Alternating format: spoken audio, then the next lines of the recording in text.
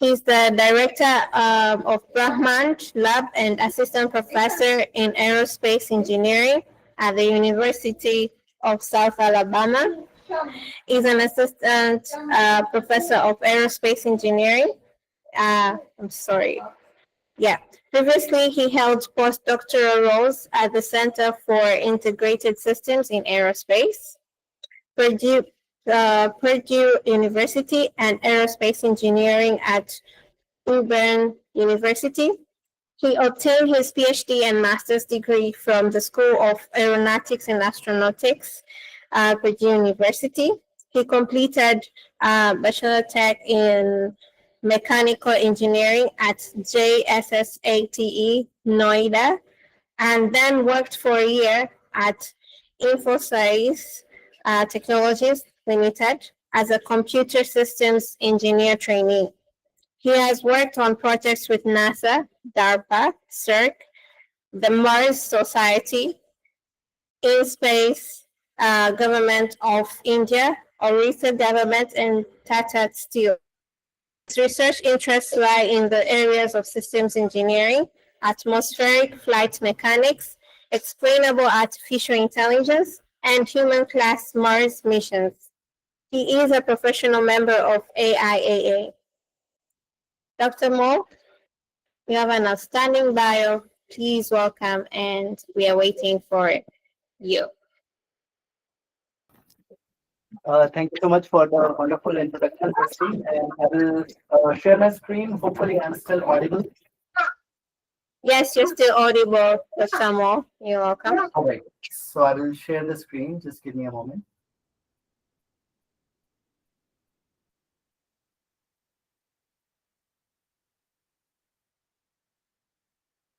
I think you should be able to see my presentation screen.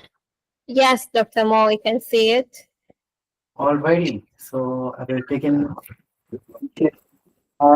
Today, first of all, thank you everyone who is joining. And I apologize if I got delayed for XYZ reason, because as you know, the professors, they try to be prompt however long it takes. So I try to be as fast as possible, and it always takes long once you get into this role. But good news is, like, I have a lot of fun things to share with you. And since the topic has been emergence, which is like how things are improving over time with relation to different things we are doing in space. And one of the many things that I've been working on are these interplanetary travels, as well as actually enabling humans to become multi-planetary species.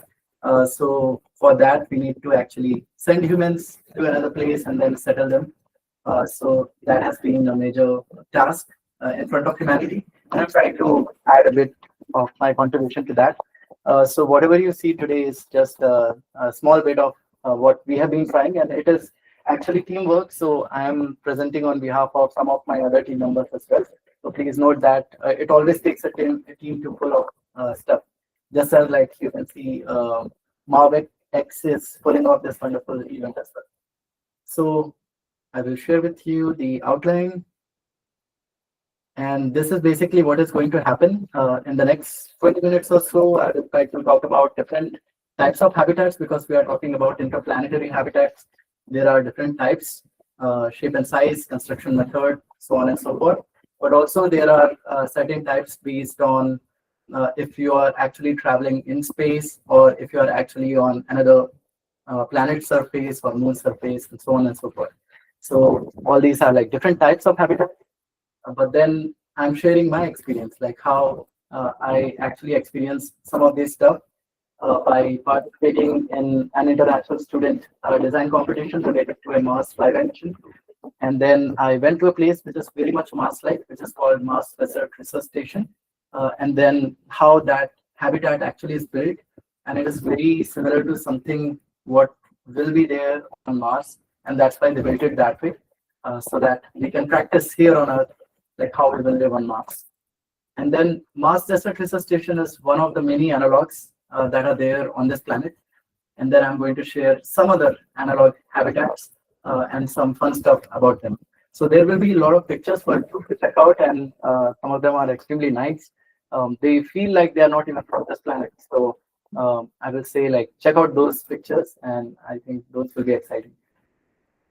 So first, coming to my lab itself. So the name Brahmand, although it has, like, if you expand it, it is broad, aerospace, and high-speed systems, mission analysis and design lab. So it is a long name, but Brahmand actually comes from Sanskrit. It's 5,000-year-old language coming from my home country, India, and that means a cosmic egg, or actually the universe.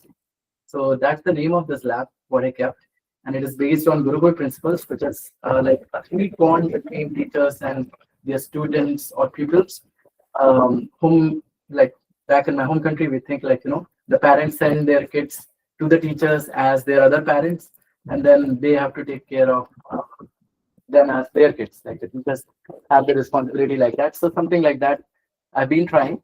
I'm trying to push my students to something called the Japanese concept of ikigai, which is like what you are good at, what you really are passionate about, what can earn you money, and what you can get a job in. So if all of these four things merge, that is an ikigai.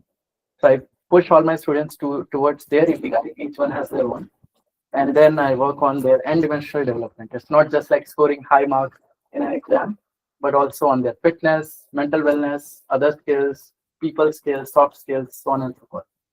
So right now I have 5 students, and from 3 different nationalities and 3 different time zones. We keep working. I just had a meeting with them, so I'm just coming from there. But then in this lab, we are trying different things. So we are trying a lot of different stuff, and I call this sub-smoke, or the 7 phases of the research in my lab. And you will see there are a lot of maybe familiar or unfamiliar names, so don't worry about all of these. What I'm going to talk about is a specific thing today is analog astronautics. And that is actually related to the emergence and interplanetary habitat, exactly the topic. So why do we care about these analog astronautics, and what are these space habitats? So basically, whenever you have to send humans to some other place outside the comfort of their blue world or blue Mother Earth, then there are just a lot of challenges, be it radiation, be it just launching somebody as far, because Earth gravity is strong enough, it doesn't have to go. And then there are so many other ways, like there are innumerable ways to die. Your body starts performing differently in microgravity. Your eyes, you start getting like specs, or your eye power starts diminishing, and then your bones starts withering away, your muscles start withering away, so on and so forth. Psychologically also, you start feeling like problems. So there are just tons of problems. So then how do you make things around that? Like, you have to make a home outside the comfort of this earth, and that itself is a big challenge. So many of my friends actually are in particular working on this specific topic. Some of them are civil engineers, some of them are mechanical engineers, some of them are industrial engineers working on human factors. Mostly aerospace engineers, I feel, like people like myself, we are decorated travel agents, because we just send humans from point A to point B as fast as we can and as safely as we can. And then from there on, the next big tasks start, like how do you form a home, be it like close to moon or close to Mars or somewhere in between, near an asteroid, on the surface of moon or on the surface of Mars. So all these are very challenging. But what if I tell you, like, on Earth itself, you can actually practice a lot about these space habitats. So for that, what we start doing is something called analog astronautics. And as the name suggests, it is trying to mimic that, okay, we cannot go to Mars, but what is Mars on Earth itself? The soil of certain places on Earth, as well as the atmospheric conditions and some other things, are very similar to Mars. So you can go to these places and then you can do experiments as if you are on Mars. So that's why we come to the topic of analog astronautics. And then these places also helps you to be in a desert kind of environment, which is very similar to what will happen if you go to Moon or Mars. There won't be too many people. You will be basically with 3-4 other astronauts, or maybe not more than 10 maybe. So it will take time for more people to come. But until then, people have to deal with isolation. And you have to see the same faces again and again. So that is a challenge in itself, however much you like a person, maybe something happens or the other. We all humans have our own fallacies. And then coming to the fallacy is the environment itself. It could be very harsh. You also need to learn how to operate things like an astronaut. For example, I do a lot of things with bare hands, but then as soon as I wear gloves, the same thing that I want to do becomes so many times more difficult, at least 10, 20 times difficult. So that is a challenge in itself. And then you have to get like, you have to be independent from Earth at some point. You have to have autonomous missions. You will have very tough situations. There might be a dust storm on Mars or something like that. So that kind of situations you can simulate here on these places, which are called analog stations.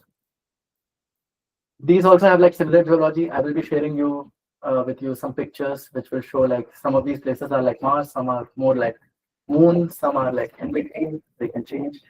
And then I will also show you some of the things that I particularly faced along with my members, where we were given very limited resources, very limited space, and so on and so forth. So eventually, it becomes extremely stressful, given like you have so many things on Earth which you can use. Also, the same analog stations can be used to validate a lot of technologies. I was actually trying to work on the Ingenuity type quadcopters or the drones. So that is one of the things I've been doing when we were trying to do experiments like somebody's lost on Mars. Then how do you find your way back to your home if there is a Martian storm? So you can validate all those technologies while being on Earth. So that is an advantage. And then human factors, we used to have a lot of those mind tests in which people used to know that, okay, right now, if you have done an extravehicular activity, how does your body perform? If it's deconditioned, if a lot of things you have done, then how it performs. And if you have been in isolation for long, then how does it affect your normal work? It also simulates a lot of those environmental conditions, especially there are places which are higher up at high altitudes. So they are closer and closer to Martian atmosphere, which is much thinner than that of Earth. And then, of course, just for astronaut training itself, you can use these places. So these space habitats, as I was saying, they could be on the surface or they could be in orbit or in space. So basically, they could be on Moon or Mars, or they could be up there in space somewhere, in some Lagrangian point. So there are different types of these habitats based on the shape and the sizes. I have included a few. There are many more. And these are, as you can see, if you go to gym, there are like those dumbbells. Some habitats are shaped like that. Some are in the form of torus. Some are in the form of cylinders, in which they have like a place where Sorry, Dr. Mo, are you moving your presentation? Oh yes. It's not moving. It's not moving at all. Yeah. Okay. Let me go back. Okay, just a moment. Yeah, I'm unsure why it didn't. Okay, I will do this thing. Sometimes that's the best. Thank you for catching that early. Otherwise, I would have to finish the entire presentation. Okay. Let me quickly show you. Okay. Now you can see, right? Can anyone give me a confirmation? You can see the slides moving.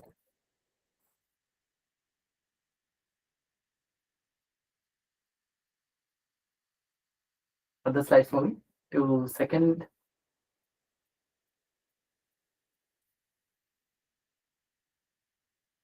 I hope you are able to see the changes.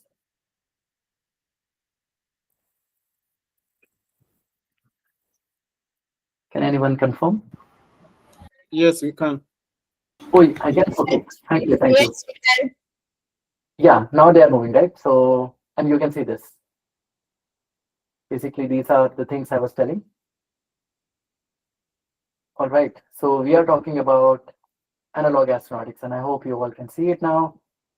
And then I was telling about all of these, so you didn't have to really see these things, but then I was showing you actually these dumbbell-shaped space habitats, then torus shaped.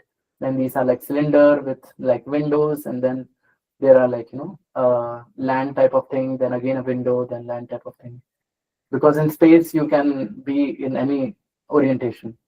There is no like gravity as on Earth. It's like microgravity. And then there is the lunar gateway. So this is more complex. It's going to be around the moon as artifacts planned for. And then there are also space habitats based on construction method. So if you send everything, like if you make everything here on Earth and then send it, and then that thing lands on Mars, Moon, or anywhere, that is like pre-integrated. That means you already made everything. Then the second is like you send something and then it is maybe like an inflatable. You just like deploy it and it becomes like this. So still it is something you are sending from Earth, and then you are like making it big in size and others to make your home. So that is prefabricated. But then the third class is in situ. And in situ means you use the resources from the same place, be it Moon or be it Mars. You just use those resources and you start 3D printing from those. And there is a place here at NASA Johnson called Chertkow. So they are doing exactly the same thing. Is they are 3D printing all that, and that's the snapshot from their thing. And then this, I was telling about a Mars flyby mission. So I was in a competition almost a decade back. So many things have changed from that time. But I was able to bring in my friends from Japan, together with my friends from the US, Australia, and such, to form a team called Team Kanao, and Kanao means collaboration in Japanese. So with that, we were able to form a very interesting spacecraft that can have 2 astronauts on board, one a male, one a female, and then they can go around Mars. They are not going to land on Mars, but they're going to go very close to Mars, and then they come back and land on Earth. So that whole mission is taking more than 1 year. It is almost 501-day mission. So for that, it is very difficult to design a lot of things because you have to keep humans alive for 501 days, and they need so many other things to just be alive and do normal stuff. So we eventually won first prize globally in this competition because we got some very nice ideas, and those ideas came from, actually, if you see in this picture, this is the latest man on the moon. Like, Neil Armstrong. He is also from my university. So my university is called Cradle of Astronauts, Purdue University, from where I gained all my education. So Neil Armstrong is from there, and the last man who went to the moon, the commander of Apollo 17, Eugene Cernan, is here. I was talking to him along with my friends, and then we figured out like what we need to do for our spacecraft, because they have gone to the moon, so they can tell quite many things. So then, based on their input of the astronauts, we came up with things which make your spacecraft feel more like your home. So even if you are in space for a long time, you should make your things feel like home, so that you have lesser stress about simple. Along with that, we were also starting to see effects of light, like to mimic the day and night cycle here, which is the circadian cycle. So we tried to perform that, and all these pictures you see have been provided by my Japanese team members who have been working on the art side of things, as well as all these film factors. So there is like a shelter that we created in which you can have radiation protection if need be, as well as you have other necessary supplies, as well as entertainment. And lighting is in such a way that it doesn't strain you, but at the same time gives you an effect of day and night. So for that, we have like indirect lights and so on and so forth. And then this is also a snapshot of what other things we had in our home in space, including some of the things which were used for experiments, as well as some for exercising, so that you can maintain your muscle and bone density and mass. And this is a snapshot of what our entire spacecraft looked like. It had like different things, be it a service module, a command module, or a re-entry vehicle. So we had all of these, and then we have very fancy solar panels designed by Boeing, which are of a different shape than you might have seen. So all these we used together to provide 501-day mission capability. So this also we designed kind of like based on what has already flown to space, as well as what can go along with each other. So that's how we came up with this idea, and then it actually worked well for us. So moving on to another thing which I have experienced in person is this beautiful place. It's in Huntsville, Utah, called the Mark Desert Research Station. And I have been here a couple of times. Once as an executive officer, which is second to the commander, and second time I went as a commander. So I had some very interesting experiences here, which I'm going to share with you. Um, First, I will tell you again, like we are decorated aerospace engineers, right? We are decorated travel agents. So that is what we have been doing. One of the ideas that I've been doing is flying a high lifting body through all these different constraints and then eventually landing on Mars in this style, which has not been done before. This is a very new concept, and this has been mostly adopted by SpaceX for their Starship. They are doing until this point, and from this point, they just land directly down instead of lofting. So that has been their approach. But then after that, what do you do? Once you land, you have to actually be at your home. So one thing is you want to land as close as possible to this home. And then this home that you see here is one of the many proposed homes for Mars. And again, this is at Hanksville, which has a population of 170 people. And at this place, for a very large radius, mile radius, there is nobody. So there are some support staff, maybe a couple of people, and then just 7 of us, 6 or 7 of us. So which you see here. So this is one of my team. And then I was doing all these experiments there, and it looks very much like Martian red colored soil because of iron content in it. So again, this was very multidisciplinary and transdisciplinary because I was working with geologists, with space agriculture folks, with human factors folks, industrial engineers. I worked with mechanical engineers, civil engineers, so on and so forth. People from science who did different type of scientific experiments here. So all those people were there, and this helps in experiential learning because you learn by experiencing something. So that's why this place was very interesting. And we also have a paper in AIAA Ascent on the same thing. So you can go and check that out if you are interested.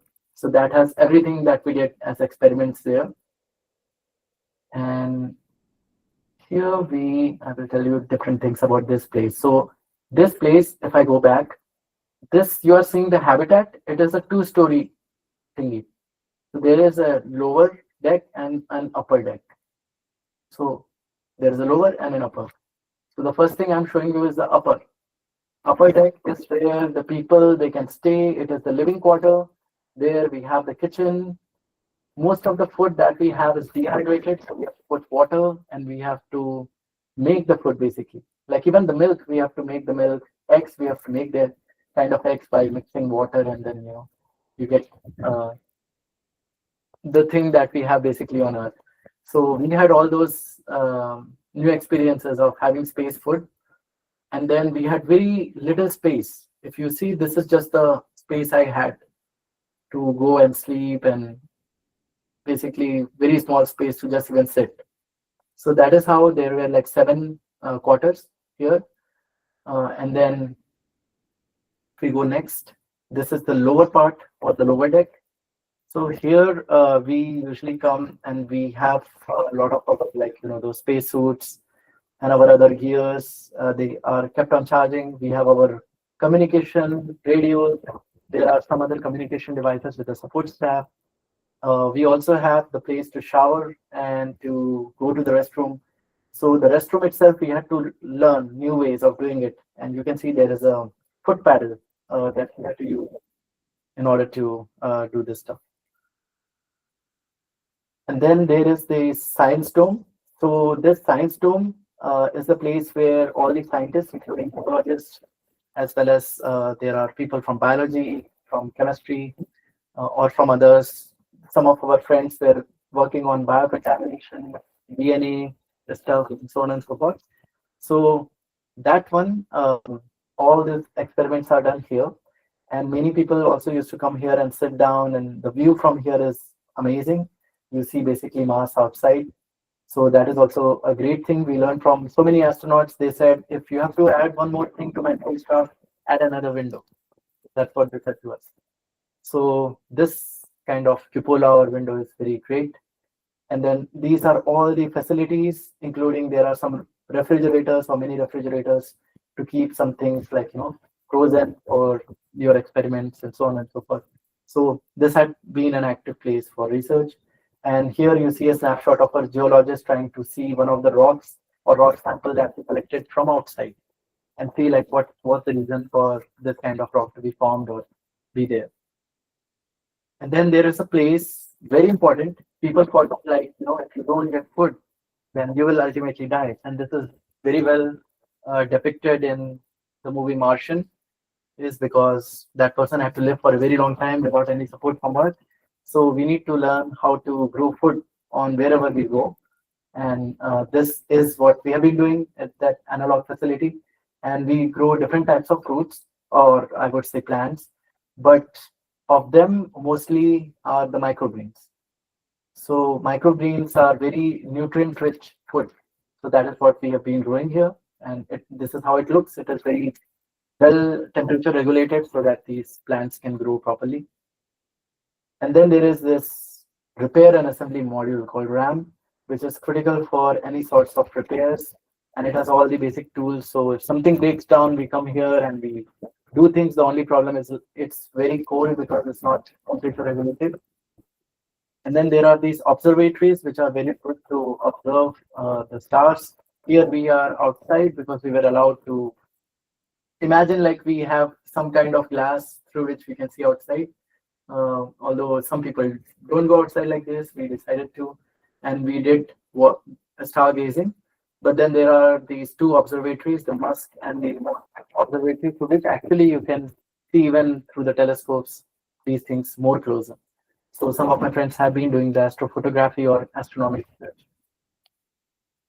And then I come to some other analog habitats. So what I showed you is one of the many. The one that I'm sharing with you now is at NASA Johnson Space Center, where many of my friends work. And this is crew health and performance exploration analog. So here, the interesting part they are doing is they are 3D printing the Mars surface habitat analog. And for this, they are using this particular ICON's next generation Vulcan construction system, which is a very advanced 3D printing system. And then this whole thing is 1700 square feet. And the material used is lava crate. So they are trying to mimic as much as possible a real Mars kind of scenario. And they select only 4 people who spend 1 year time there. And I know one person who has been selected, who is my friend, who went there for 1 year. And then for that, they need US citizenship because of the nature of the work at NASA.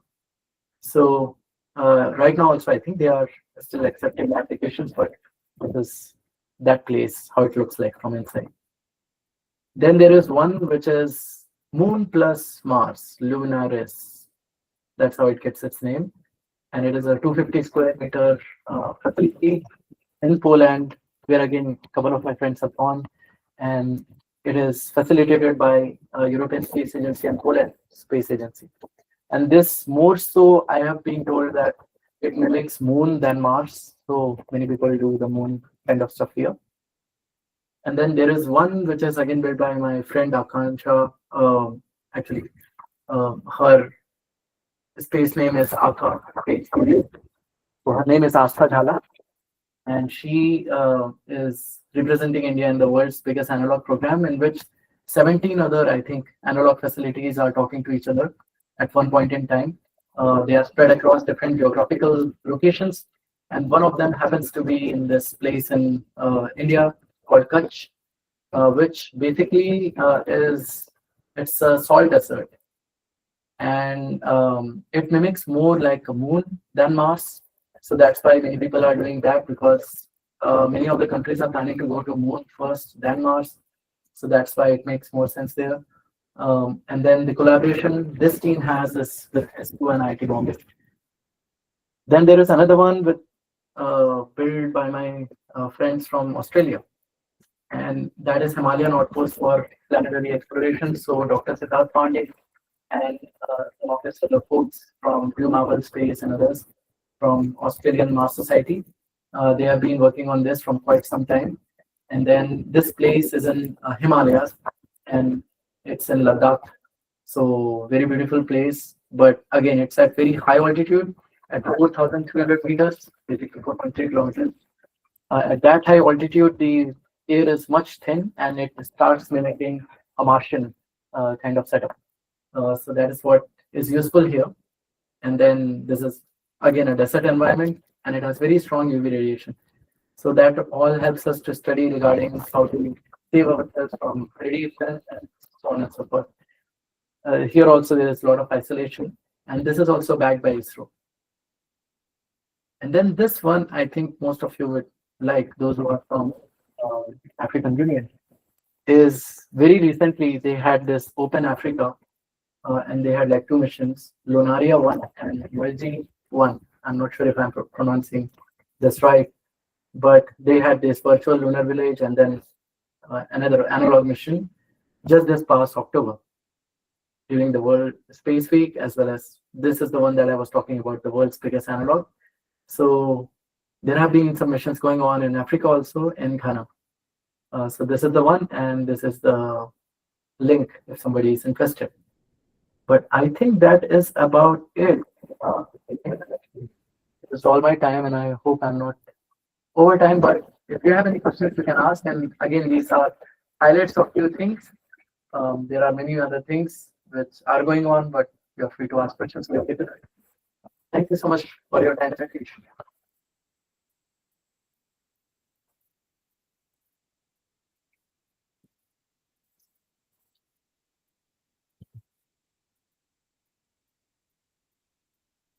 So Marvelers or anybody else, if you have any questions. All right. Thank you, Doctor, for that wonderful presentation. I think Christine, are you still on the call? Okay, I think she's not on the call, I guess. Hello, Christine, are you still there? All right. Thank you for that wonderful session, sir, Doctor. We really appreciate it. Yeah, I don't know if anybody have any question for Doctor. If you have any question, please kindly drop it in the message section of the Google Meet that we're making use of. If you have any question for Doctor, kindly drop it. All right. Message from Petu Ademo. She said that good evening, Mr. Moore. I'm a young woman with a lifelong passion for aeronautics. Although circumstances led me to pursue a bachelor degree in mechanical engineering instead. I'm eager to explore opportunities to specialize in aeronautics at the master level, potentially through a scholarship. I would love to discuss my interest and potential opportunities with you, possibly as a research student or student assistant to help facilitate my further study at your university. So I don't know if you have any opportunity for us, sir. Yeah, thanks so much for the nice question, for the wonderful message. And the first part is like, I think if I'm addressing correctly, he or she, I think. Oh yeah, I mean, okay. So she is right now doing mechanical engineering and then wants to switch to aerospace or aeronautics. Again, like she's picky about aeronautics and loves more aeronautics. But I can tell you confidently, like I also did my bachelor's in mechanical engineering, and mechanical engineering I term it as a mummy branch. It's a mummy engineering branch. It tells you a lot of nice things about, or what should I say? It gives you a bigger picture about a lot of things, especially design, fluid dynamics, structures, all these like different concepts. For example, fluid dynamics. If you use water, so it is like water dynamics. If you use air, it's like aerodynamics. So all those same concepts can be used in aerospace. So aerospace I call as a special child of this mummy engineering. It's a very, very special child. And you can do just so many things in aerospace. Like some of my friends, I call them the space tailors because they work on spacesuits. Even if you have interest in dresses or like how to make dresses, you have a spot there. So don't worry about like if you have taken mechanical, actually it's a very good thing. If you have taken mechanical, And I started with mechanical, I moved to computers. Computer science knowledge is extremely important as well, because many of the things that we do in engineering in general and also in aerospace are extremely difficult problems. So therefore, I would say computer science and nowadays AI, Python, all these are becoming like very commonplace things. So learn all those, and then aerospace will become way much easier for you. And regarding the opportunities, of course, like if something arises, I always share on my LinkedIn as well, and I go through all the applications diligently. So if something comes up, definitely I will share. Right now, I just got 2 students, so there are 2. But if you have like some research ideas, of course, we can talk about it. We can do something about it. And if anything opens up here, I will definitely share. And I think there is a question from Ayobami Adesina. I think that name right. All right. Okay, another question. Good evening, sir. I'm someone who is improving myself within the space of aerodynamics, but at the same time, I love space studies. I have always looked forward to specializing in mechatronics for my masters. So that I can bridge the gap and move to space study. What are your advice, sir? By Adebimpe side or Lawale? No, even mechatronics, again, I was saying like mechanical with electronics is the mechatronics. So that is also extremely important, because many of the technologies like rovers or even drones and so many other things involve all these, like the mechatronics knowledge. So you can use, and that's the beauty about aerospace. Whatever you do somehow could fit into this world of aerospace.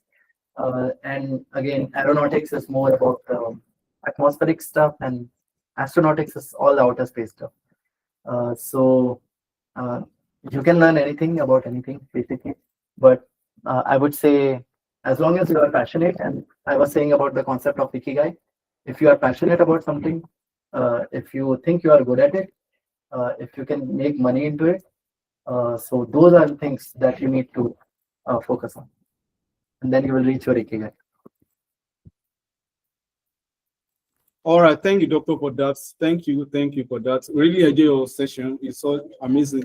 So if any other person have any question for Doctor, I think you can keep your question till Saturday during the panel discussion. So for now, we want the next speaker to come on board. Thank you once again, Doctor. We really appreciate your time.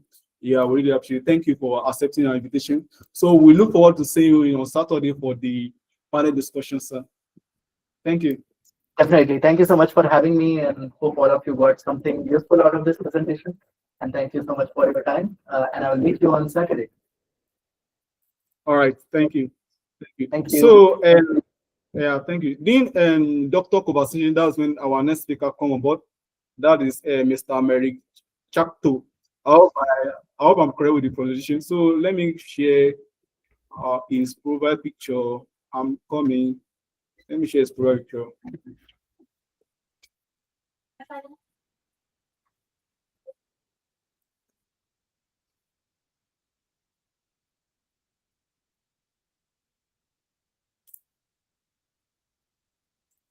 Hello, can everybody hear me okay? Yeah, we can hear you, sir. I'm coming, sir. I'm coming. No, take your time. I'm just making sure my audio is working. All right. Yeah, okay. And I'm going into presentation mode. All right. Let me read Mr. Merek Chertkow provide. Mr. Merek Chertkow. I hope I'm correct with your name, sir. Chertkow. Yeah, it's close enough. Chertkow. It's good enough. You did a great. Yeah. So Mr. Merek Chertkow is the CEO and co-founder of the Radiation Team LLC, and a radiation engineering firm supporting commercial and government space program, with a background in physics and prior experience leading radiation effort at SpaceX and Blue Origin. Mr. Merek played a key role in developing radiation qualification strategies that were adopted across multiple flight programs and approved by NASA, the Air Force, and the Aerospace Corporation under the leadership. The radiation team has supported many space programs, delivering critical information from EE part selected to system level mitigation. Mr. Merek now lead a multidisciplinary team of electrical, software, test, and radiation engineer focused on applying model analysis and testing techniques to build space systems that are resilient to radiation effects and align with mission success criteria. So, and another thing, Mr. Radiation is one of our the radiation team is part of the partner for the convention for IST 2025. Radiation team and staff, yeah. So we are really glad and happy to have you on board. The floor is yours, sir, Mr. Merek. Yeah, thank you very much for the introduction, and thank you everybody for your time. I'm going to try to keep my presentation within 30 minutes. I have more slides than I have minutes, so I might go a little fast, but let's just dive right in and see how this goes, yeah? So, the company's called the Radiation Team, and today I'm going to be talking about solving ionizing radiation reliability for space systems. Let's see if this works well. Cool. Can everybody see that screen? Is it full screen? Does this look correct to everybody else? Great. Yeah. Okay, so thanks for the introduction on who the Radiation Team and is myself. Just to talk a little bit more about our founding. So, we started the Radiation Team to give the space industry a smarter, more effective way to deal with radiation challenges. And we basically want to bring our expertise to help as many space companies as possible. We're located in the US, but we do international work. So we've helped companies in Europe, and we're looking to help companies around the world. And because of our experience at SpaceX and Blue Origin and Raytheon and other, leading aerospace companies, we have true expertise in this field because we've done it before and we've solved these problems with Falcon and Dragon and New Glenn, if anybody has heard of those type of missions. So our mission is really simple. We want to lower the barrier of entry for access and operations in space. We don't design and develop space missions, but we help people design and develop space missions for success. So if somebody's building a lunar rover or a rocket or a satellite or a Mars program, we support them as an engineering firm to do things faster, cheaper, better, more correct, to make their mission success. And so we're kind of enablers, if that's how you want to think of us. So what is ionizing radiation and why does it matter for space systems? This is what we're going to be talking about today, both at a fun high level, but then also kind of at a pragmatic engineering level. So we're going to get through that. This is kind of almost a joke, but this is a picture of the moon and the Earth from space. And Hollywood would have us believe that space is a cold, quiet, dark, empty vacuum, right? That it's pristine, it's peaceful, and it's nice. And you see, you kind of get this imagery a lot. But of course, we all know that stars exist, and there's many stars throughout the entire universe and solar system. And people are probably aware, but these stars explode in what's called supernova. They go through violent reactions where the matter that makes up the stars gets ejected out at close to the speed of light. And what this matter is the matter that creates the planets and all of the mass and materials that we know. So gold, iron, carbon, oxygen, neon, all of these elements are synthesized inside of stars, and then they go flying throughout the universe when they explode. There's a little delay. And then there's things like black holes that rip stars apart. So this is obviously a cartoon picture, but it's a black hole in the middle, and its gravity is ripping mass off of a star and then shooting it into these jets that shoot out that also go close to the speed of light. And so the point here is that the universe is full of stars, and those stars eject matter everywhere. This happens everywhere all the time, maybe not all at once, but since the dawn of time. And what ends up happening then is, this is also cartoon pictures, of course, is this is a picture of our solar system. So all of the planets and the sun are within that inner circle. These particles, or these atoms, these ions, come flying everywhere, and they impinge upon our solar system.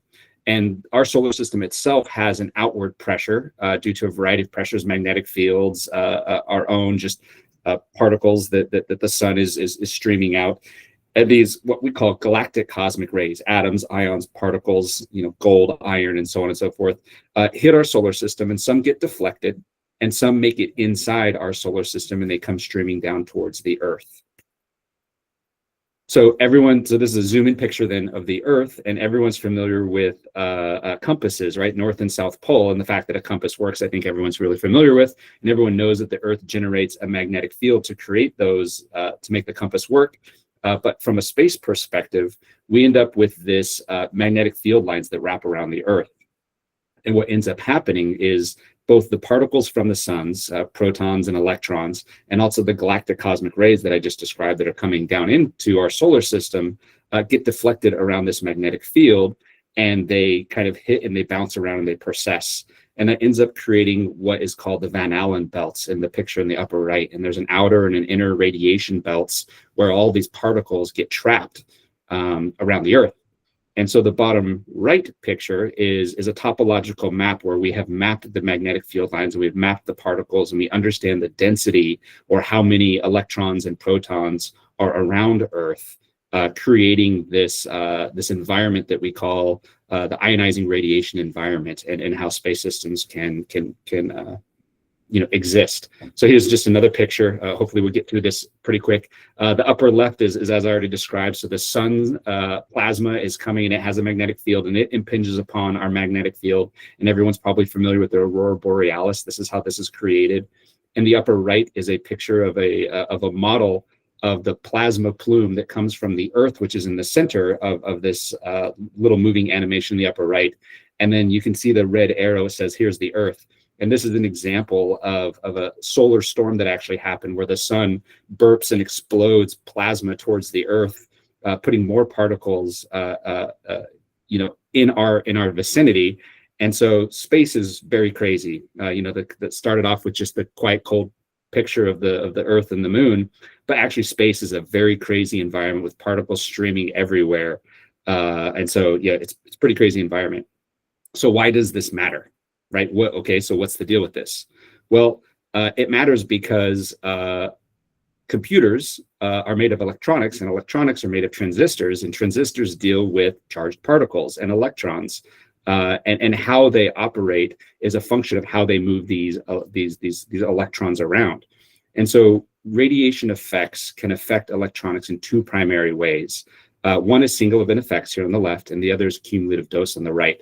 I'm not going to do a super deep dive on this, other than say the single event effects is when a single ion, whether it's gold or carbon or atom or whatever, even an electron, if it has enough energy, when you're out in space, if one of these particles that we've been talking about strikes through a transistor or an integrated circuit or a memory or a processor, and if it hits the wrong location in that device at the wrong time, of course, then you can have what's called a single event effect. And it can either be destructive, where it effectively breaks and burns out, or it can be non-destructive, where you have a memory bit flip from a 1 to a 0. And so that's single event effects. The cumulative dose effects on the right here is when you have those charged particles get stuck inside of a device, and they change the electrical parameters, and they cause it to drift over time. And so the cumulative dose effects, it's a slow buildup of charge such that the devices eventually stop working, which can, if that happens before your mission is over, then you're not going to have mission success, and your mission can fail due to cumulative dose effects.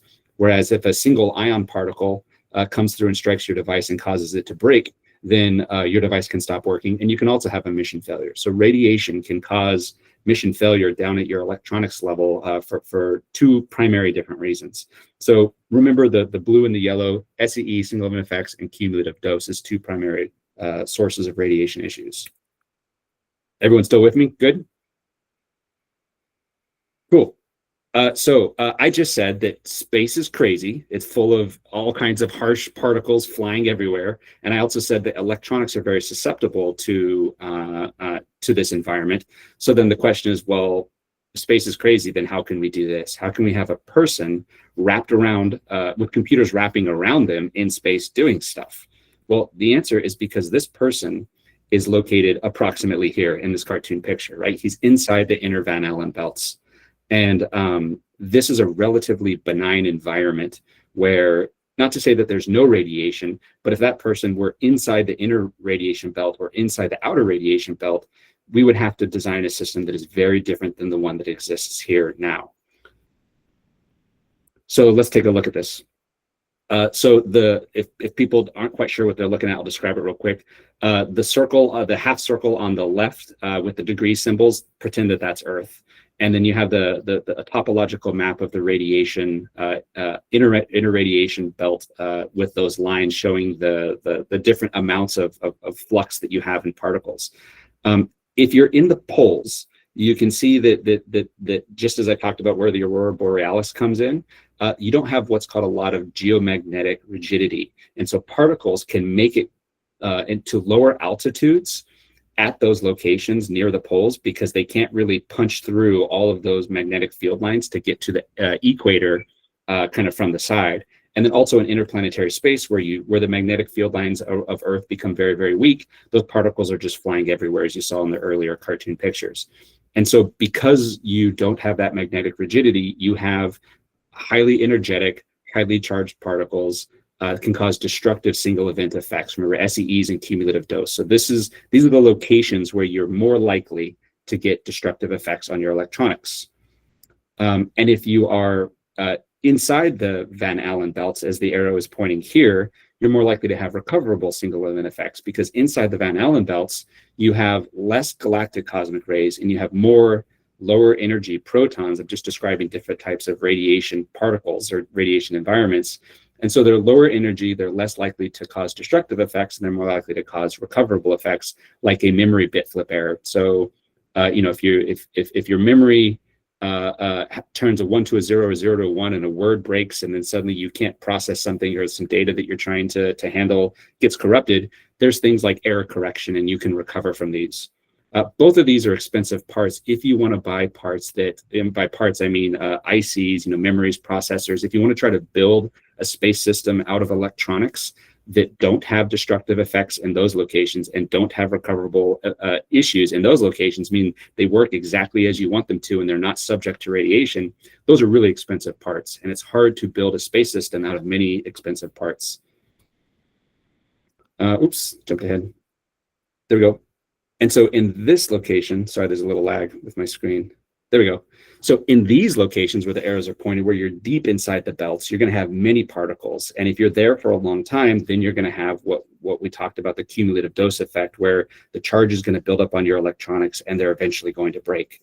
And people have heard of like rad-hard electronics. Rad-hard is the term that's used for robust to dose. It's kind of a misnomer. So robust to single event effects, or SEEs, is more of a rad tolerant topic, and then rad hard is more of a dose issue. And so it depends on how long you spend in these environments and where you're going. So if you're doing a geo mission or a lunar mission or a polar mission or an ISS mission or a low LEO mission, you're going to be exposed to different environments for different amounts of time, and you're going to have different issues with your electronics, and you have to account for these issues when you're building a space system. And so I kind of just said what this plot is showing. On the left, just pretend it is number of particles, and the horizontal axis is basically energy of particles. So what I'm showing here is, depending on where you're at, geo, LEO, polar, ISS, low inclination LEO or MEO, you're going to see different environments, and you have to build systems accounting for that. So when someone tells us, hey, I'm trying to do a lunar mission, or excuse me, a LEO mission, we say, great, is it low inclination LEO or is it LEO polar? And as you can see here on the plot, those are two very different environments. And we often have people say, I want to take this terrestrial system and I want to launch it into LEO. Say, cool, here's what you're going to have to do to survive that environment. And then they say, well, after I prove my concept in LEO, I actually want to take it to GEO. And the problem is, if you design a system to survive LEO, it might not survive GEO because it's going to see different stresses and different issues. And so maybe you have to rebuild the system or redesign it. And that takes time, and that takes money, and that takes engineering cycles. And so these thoughts and considerations have to be put in place as you're considering what you're trying to do and how much it's going to cost and how long it's going to take to make sure that it can survive.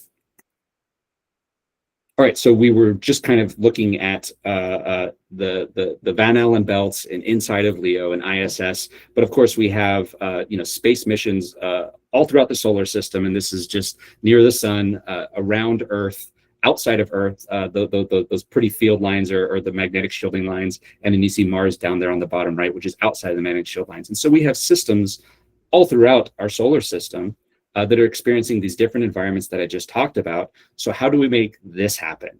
The answer is that it's not hard, but it is complex and it takes time and resources, which might be the definition of hard. But the point is that it's not impossible. It is an engineering problem, and it does have engineering solutions. And you have trade spaces on time and money and complexity and supply chain. And so, this can make or break your business model if you don't account for where you're going, how long you're doing it, and what mission success means to you. So we're going to kind of not switch tracks, but kind of change the presentation a little bit. So we're going to say, okay, so we have a basic engineering process for building a space system in consideration of radiation engineering. We're not talking about supply chain or VC, and this isn't a business model, but it's kind of a cartoon picture on how radiation engineering works. So someone has a genius idea and they want to go build a space system. So they research it, they design it, they prototype, they test, and they qualify. And then you build the real thing, and then you launch and execute it, and you have a successful mission. And then if it's a repeatable process, you do it again. James Webb Telescope is not a repeatable process. That was a one-off. Starlink satellites are very repeatable. And so James Webb, you have to get it right the first time. Starlink, you might not have to get it perfect the right time, but you do have to learn and improve if improving is necessary, and then launch it again. Each time you have a mission, you can go through the engineering design cycle to make it better and better and better. And that's exactly what SpaceX has done with Starlink. So let's just run through a cartoon. So you want to launch humans to Mars. This is where you do all of the good engineering to make sure that that is successful, of course, right? And you want to do good engineering before you have problems here. If you build the real thing and then you find out you did bad engineering, you've wasted your time and money. If you launch it and the mission fails early, you've wasted your time and money. And if you've got to repeat it and you have to start over from scratch, you've wasted your time and money. And this isn't, of course, just with respect to radiation. It's with respect to anything that you're trying to design and build. But how does radiation play a role here? And so what does this look like for good radiation engineering? So that can primarily be broken down into 3 steps. Understanding the environment, which we just spent a lot of time talking about. And your environment kind of sets your requirements, where you're going, and therefore what stresses you have to survive. And so how do you design your system to survive that, and how long you're going to be there, and what operations you're going to do while you're in those environments. So in radiation land, kind of like in every land, it's analysis and test, and then a feedback loop. So you have to know what you're building your system out of, the type of devices, and how those devices interact. Do you have reboot criteria? If something is going to break in space, maybe it's okay if you say, I have a device that I do expect to break in radiation, but it's going to break on average of 1 every 100 years. And my space mission is only 6 months. So that's an acceptable, by analysis, you can say that's a risk I'm willing to take. But to know that it breaks once every 100 years, you have to go test it here on the ground. And we'll get into how we test it on the ground in a couple slides. But you test it to get the data to then be able to do the analysis to say, it's generating a risk that is acceptable, and so I'm going to launch it, or it's not acceptable, so I have to go back through an engineering design cycle. And so radiation engineering goes through this feedback loop. And of course, electronic design, software, mechanical architecture, all of the other engineers that are designing the system that you're doing the radiation effects on, they too are going through their very smooth process of doing everything perfectly the first time, which of course they don't, right? They're constantly churning on their own design cycles. So an electronic engineer might discover that a part he wanted to design his system from is becoming obsolete, and he's not going to be able to buy it anymore. So then he does a change and he picks a new component to go on a board, and that kicks off the radiation team having to do new testing and new analysis on that, all while making sure the mission is going to succeed. So it's a giant converging problem that we're all working on. Everyone still with me so far? Cool. Thanks for the thumbs up. So this is just a cool picture to give you an idea of like some of the radiation facilities that we go to. This is actually a cancer treatment facility here in the US. So there's multiple types of facilities that we go to. This is for dose and single event effects. This is kind of a cool picture because the lights are off and the lasers are on for alignment. But that table there with the circle is actually where people will sit. And then that table moves in front of that box on the left, and protons come out. And those protons are 200 MeV protons. And there is exactly 200 MeV protons in space. So when we test here on the ground with this cancer treatment facility, where the protons actually go into a person's body and then they dump energy into hopefully the cancer cells and kill it, we can actually use this facility to put our computers on that table, hit them with the protons and see what type of effects we see. And then we do some special, engineering transfer function math to say, okay, these protons on the ground are causing these effects. And I know the types of protons or the energy and spectrum of protons I'm going to see in space. So I can then say what type of effects I'm going to see if this computer were in space due to these type of protons. So it's pretty cool that we can leverage cancer treatment facilities to do space radiation testing. And this is just kind of a sexy picture. This is a less sexy picture. This is a heavy ion facility. Those galactic cosmic rays we talked about, this is where we can produce and simulate those and put our electronics in front of these beams to also see how the electronics are going to be affected by the radiation particles or radiation environment. So there's a lot here on this slide, so I'll just kind of walk it through. One, the beam time is what we that's how you rent the facility. You pay some amount of money. They provide you a certain number of hours at the facility to set up your electronics and do your testing. And as you can see, the price can be very expensive depending on the facility you go to and the type of particles you need. So just the fact that it's up to $5,000 per hour means you want to make sure you know how to test properly, that your setup is good, that you're not wasting your time, and that you're able to get the data that you need to be able to make a decision on whether to move forward or not. And this is where companies have a struggle with. New startups don't necessarily have enough money to test everything, so you have to test smartly. It also takes many months to prepare for a test. So the test day, a test execution only takes a few hours, but it can take 2 to 6 months of test planning and test preparation and board development before you actually execute your test in order to have a successful mission. And then facility time is extremely rare. There's very few facilities and a lot of space companies who are trying to execute testing. So there's a long line and wait time to be able to get into these test facilities. And then, of course, because of all those reasons, you want to get it done right the first time, which is where our expertise comes in. We know how to do this very well. A new startup who maybe doesn't want our help, it's perfectly fine, but they have the challenge of trying to make sure that they do it right without wasting their time. So bottom left is the beam line and where the beam comes from. Bottom right is an example of an IC that you might have to decap. You take off the lid to expose the silicon or the sensitive dye underneath. And in the upper right is, I'm sorry if you can't see it very well. I think everyone's on their computer, so hopefully you can kind of squint. It's just an example of where the unit is inside of a chamber and the beam is coming through, and we run some cables because we can't be in the beam room when the beam is on. It'd be very dangerous to our health. So we have to run some long cables, and we have a control room where we monitor how the computers are responding when we turn the beam on and expose them to them. So this is just some fun SEE testing data for you to ingest. So I've kind of gone over a lot of these themes. To have a successful mission, you have to do radiation right, and you have to manage your schedule, your budget, and your risk through your engineering design cycle. Everyone thinks about radiation as this risk, this thing that as soon as you have a space program, you're like, we have a radiation risk. Let's create a risk ticket. How do we solve radiation? But rather, it should be thought of as just like vibration and shock and thermal.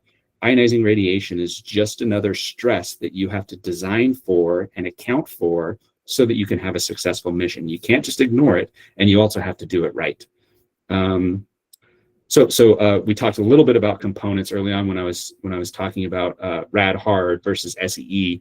But the short of it is that you can't just go buy a bunch of rad tolerant components, because manufacturers who design components that are intended to handle the space radiation environment are very expensive compared to commercial devices, the things that your iPhone is made out of, or your toy robot or your TV. Those are all commercial off-the-shelf electronics that obviously haven't been designed to handle the space radiation environment.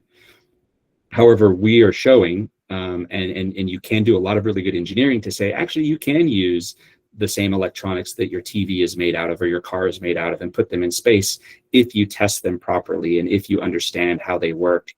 So if all you're going to do is buy radiation tolerant components for your mission for the right location, that can break your budget.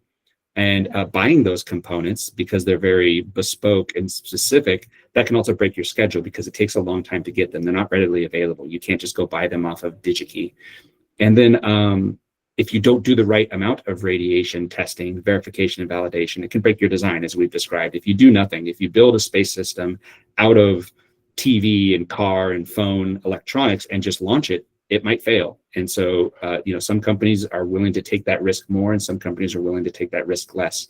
And it all depends on the company and the budget and the risk posture of that company and how they want to approach these problems.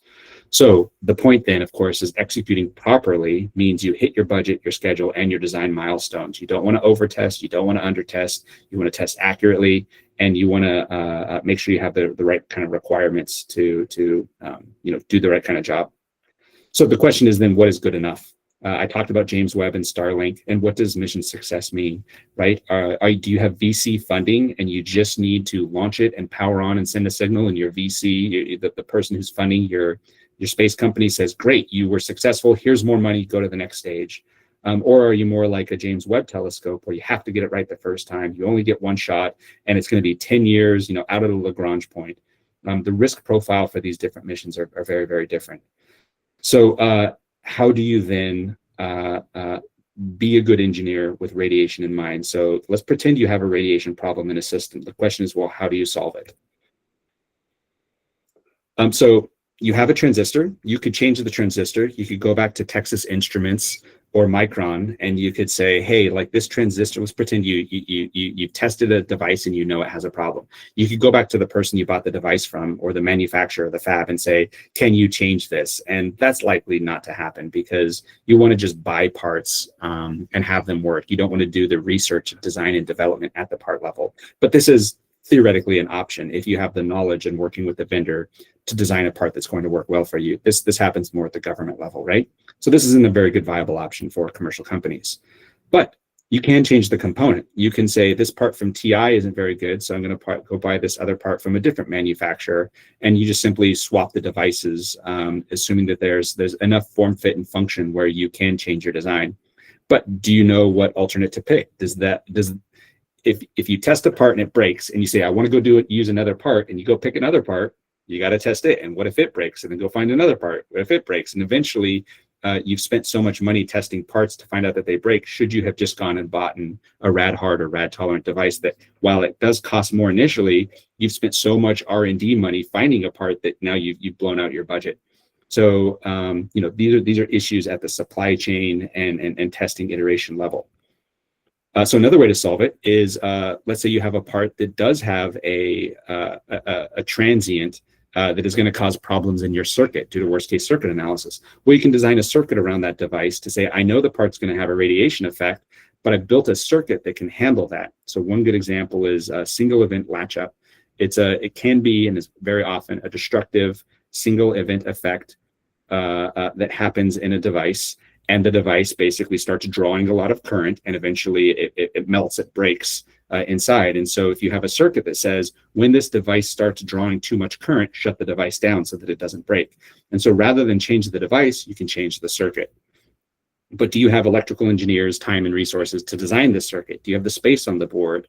Are the bad effects well understood? And can you test the mitigation? So if you've designed a circuit to say, I'm going to mitigate the single event effect, are you going to take that and go test and prove that it works? Or are you just going to launch it and hope? And these are trades that every company has to make. And of course, circuits are on boards. And so should you design the mitigation at the PCBA level? If this is a software radiation issue, can you solve it in software? Like we talked about with memory and bit flips, can you just do error scrubbing and correction? And do you have the software engineers' time and budget to be able to handle the mitigation at this level? And then there's also fault tolerance. So I have a problem with a board or a component, and when it goes down, it's going to have a parallel board or component that's going to pick up the job and keep doing the mission so that I never really have any downtime. And so, through fault tolerance, you can mitigate risk. But do you have the design resources to have 3 boards? Do you have the money to have 3 boards? Do you have the mass budget to have 3 boards? Do you have the volume to have 3 boards? And so these are all constraints on whether having 3 boards or 2 boards or 5 boards or whatever your fault tolerance is, like maybe this is a good option for some space missions and companies, and maybe it's a bad option. And so everybody's going to have to make their own decision. And then, of course, you can have multiple boxes, so multiple flight computers, not just multiple boards. And the same questions apply down at those levels. And at each different level, it becomes somebody in the company's problem to solve, right? Your system architecture, your electrical engineers, your software engineers, your finance team, like everybody kind of has to be involved in these decisions on what is the optimized mitigation abstraction layer for your engineering team. And so we're coming up to an end here. Hopefully I've expressed that whether you're doing concept and design, you're choosing where you're going to fly in space, or you're doing your prototyping, or you're finally doing your testing and you're launching and you're in production mode, radiation plays a key role through all of those decisions. I'm not going to read all of these, but it just goes to show that there's many different areas of engineering and business that radiation plays a key role in driving the success of a mission. And the goal is that you don't go do it all. You define what stresses you have and where the biggest impact is going to be on your mission, and then spend the necessary resources to make sure that you're making your mission succeed while not over-engineering things. And so, yeah, that's what we do here at the RAD team. We help every company who would like our help solve their radiation effects problems to satisfy their needs. So yeah, thanks. I'll end there. And of course, if there's any questions, I'm happy to answer them. I see the chat's up now. I see. Do you want me to read them, Marvell, or do you want to pitch them? All right. Thank you, Mr. Merek. Thank you for that wonderful session. Thank you. So, if you have any questions, kindly drop it in the chat section of the meeting. So, at the people side, ask a question. He said that, Dan, thank you so much for this wonderful presentation, sir. Sir, is there any material at the moment that mitigate the effect of radiation currently, or there's no research going on with it? No, so the answer is yes, there are many materials that mitigate radiation, and yes, there is lots of research going on. The question is it worthwhile or not worthwhile? So every material mitigates radiation. Anytime you put mass between a particle and where you don't want that particle to be, that's called attenuation. That's radiation shielding. And so the very first step is to say, what does your system look like? What is it made out of? And where is the sensitive device? And what is all the material that system is comprised of? So if it's a PCBA and aluminum around that, and then that box is inside of a system, like, let me jump back to this picture. So let's pretend that the component on top is very sensitive. And if it has to go through all those boards and all of this metal, that's going to help radiation effects. And does it help it enough is the question. If the answer is no, the system as designed, if it needs more radiation shielding, you can add more material. And the very first thing you do is just make the box thicker. But you're, I know, asking about like special materials that have been designed specially for radiation. That does exist, and it's an active area of research, and it has some help. But before you want to add shielding, you want to do all these other trades, right? If you can design with a new IC, that's much cheaper and faster and better than adding shielding. All right. Thank you for that. Said, I hope and Mr. Merek has answered your question. Okay, I think he does. Yeah. Thank you for that session. So yeah, on my own end, I have a lot of things to talk about, but I will leave it till Saturday during the panel discussion. So to all our guest speakers, to all our attenders, so thank you for joining this session for today. We really appreciate that. And Mr. Merek, we hope to see you on Saturday for the panel discussion. And also, we have low population currently now as a result of, people have been joining this morning. Some of them have to take rest, and also some because of time soon. So some of them will join on Saturday. So we trust God for more number of audience on Saturday. So thank you for that. We really appreciate that. Yeah, thank you, sir.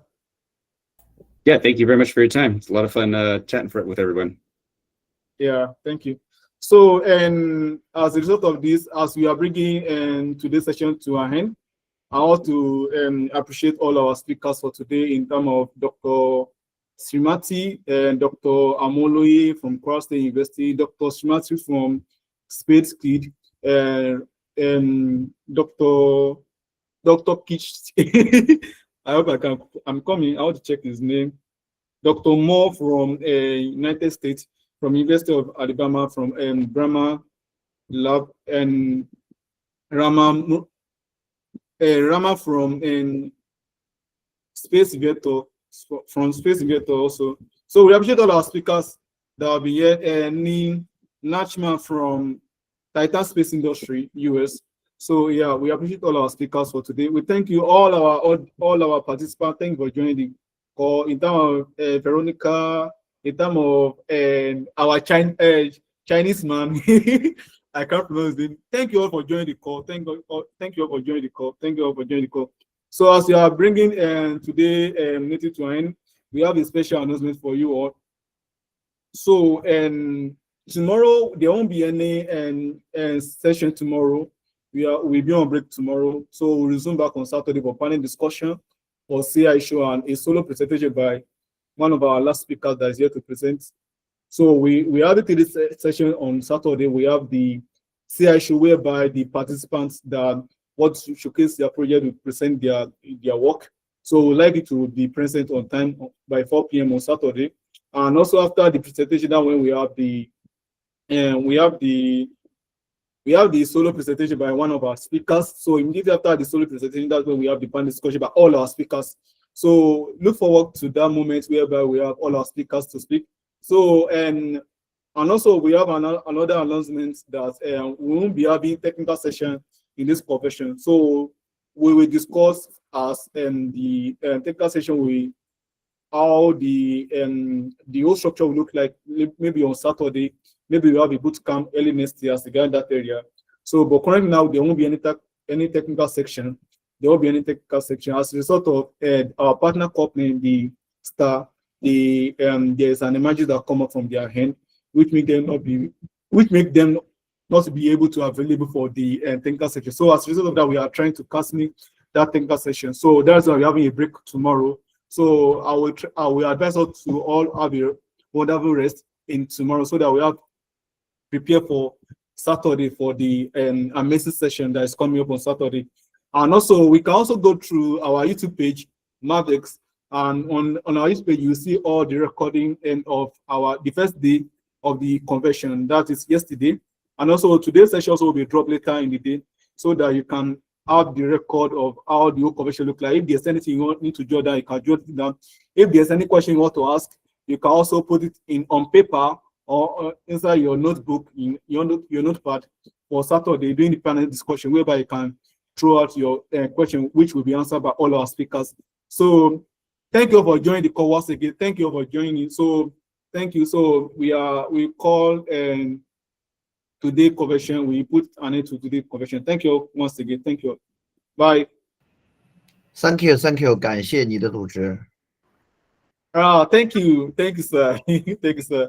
Thank you, sir. All right, organization MARVECX. So we like you to follow us on LinkedIn. You understand? So we like. Goodbye. Okay, goodbye. Thank you.